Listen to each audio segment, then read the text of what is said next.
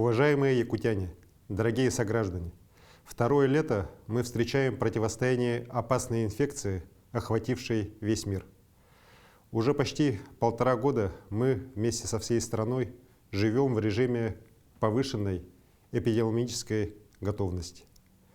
Я вижу и понимаю, насколько все устали от вынужденной изоляции и ограничений, устали от постоянной угрозы заражения. Понимаю, как тяжело и горько людям, подавленным страшными вестями о смерти родных и близких от коронавируса. Болезнь пока не отступает.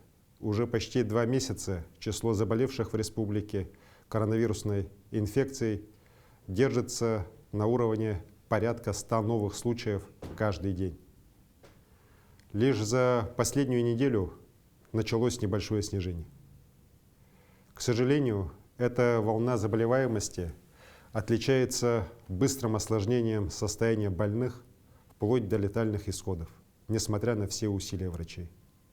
С начала пандемии мы потеряли 729 наших сограждан. Нас, якутян, не так много, мы все связаны, знакомы друг с другом, и каждая трагедия отдается болью во всем нашем обществе. Сейчас мы все должны предельно ясно осознать, что эти утраты для республики невосполнимы. Уходят наши аксакалы, вместе с ними уходят мудрость и опыт, уходят наши земляки в рассвете сил, сиротеют и прерываются родовые семейные ветви. Последствия перенесенного заболевания могут негативно сказаться на состоянии здоровья и сейчас, и в будущем. Об этом сегодня говорят медики во всем мире. Понимая, сознавая такую опасность, мы все должны принять личную ответственность за сохранение нации, за будущее своих детей. Дорогие земляки, я далек от нагнетания необоснованных страхов. Я верю в ответственность и разумность наших людей. Якутянам всегда было свойственно бережное отношение к своей семье, к своим близким, родителям, детям. И сейчас наступил такой момент, когда каждый из нас должен сделать выбор в пользу безопасности родителей и детей своей семьи. Сделать выбор в пользу вакцинации от коронавируса. Уже месяц, 16 мая, у нас идет массовая вакцинация. Созданы все условия, чтобы жители республики могли без всяких препятствий получить прививку. Каждому, кто пришел на пункты вакцинации, медики готовы сделать рекомендацию к получению прививки с учетом состояния здоровья или дать медицинский отвод, если есть противопоказания к ней. В эти дни во многих регионах страны, где идет взрывной рост заболеваемости, принимаются решения об обязательной вакцинации работников торговли, сферы услуг, транспорта, социального обслуживания и других отраслей. Эти решения подтверждают правильность нашего курса на массовую вакцинацию. Большинство якутян понимают важность иммунизации. На сегодня почти 190 тысяч человек получили первый компонент вакцины в республике. Это почти 20% всех жителей Якутии. Мы находимся на 5-м месте в стране по темпам вакцинации. Но до достижения коллективного иммунитета мы все еще далеки.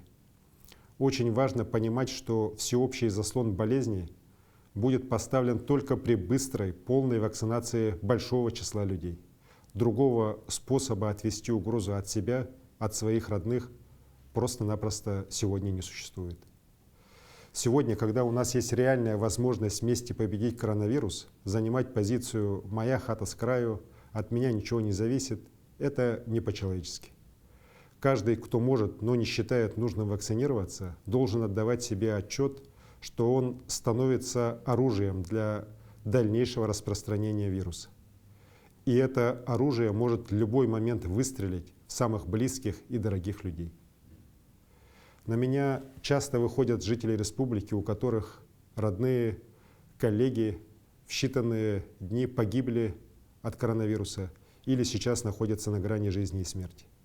Они разбиты, растеряны и горько жалеют о том, что их близкие не успели вакцинироваться, поверив порой домыслам из WhatsApp и непроверенной информации. Что может быть тяжелее мысли, что родной человек был бы сейчас жив, получил он вовремя вакцину?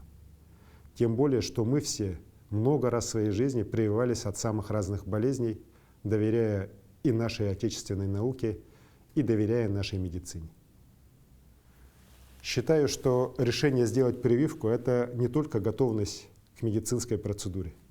Это проявление ответственности, проявление человечности. И я считаю справедливым поддерживать ответственных людей различными преференциями. Предложений немало, в том числе от бизнеса, от предпринимателей. Они, как никто другой, сейчас заинтересованы в скорейшем возвращении к нормальной жизни, без всяких ограничений. Я сегодня поручаю правительству республики, главам муниципальных образований в недельный срок проработать и принять дополнительные меры поощрения для тех, кто получил вакцину. Это могут быть и различные лотереи, розыгрыши ценных призов, льготы на коммунальные, транспортные услуги или на посещение театров, кино, спортзалов и другие преференции. Конечно, при этом я больше всего верю в здравый смысл наших людей. Верю, что вы примете правильное решение перед лицом всеобщей угрозы.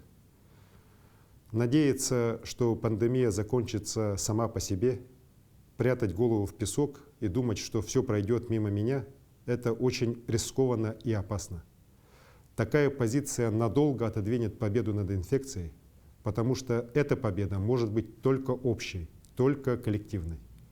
Я призываю каждого из вас, дорогие друзья, получить вакцину, защитить здоровье и свое, и родных, и близких.